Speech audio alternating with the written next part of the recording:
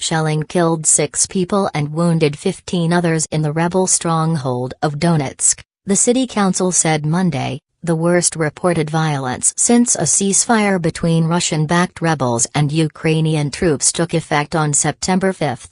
Fighting around the eastern city's government-held airport has left its northern neighborhoods in the crossfire.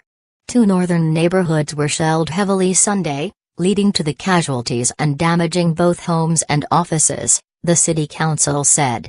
Loud blasts could be heard from the direction of the airport all day Monday, and gunfire intermittently rang out downtown in the afternoon.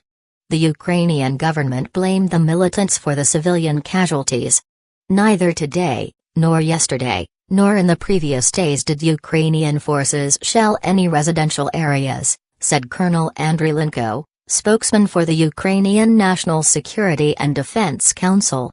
Both the rebel and government sides have said they are rearming in case the fighting starts anew.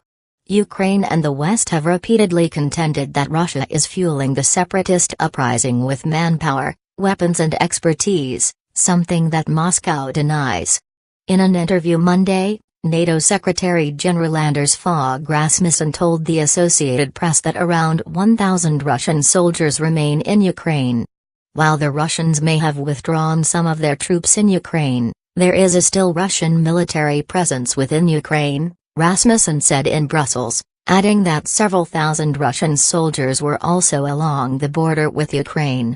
Russian President Vladimir Putin and German Chancellor Angela Merkel in a phone conversation on Monday both stressed the importance of observing the ceasefire, the Kremlin said in a statement.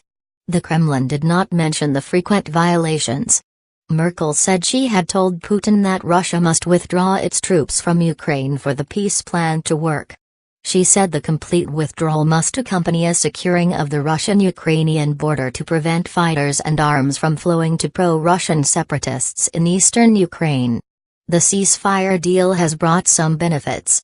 Another 73 Ukrainian soldiers were freed Sunday in exchange for 73 rebels, both sides reported Monday, the largest prisoner exchange so far.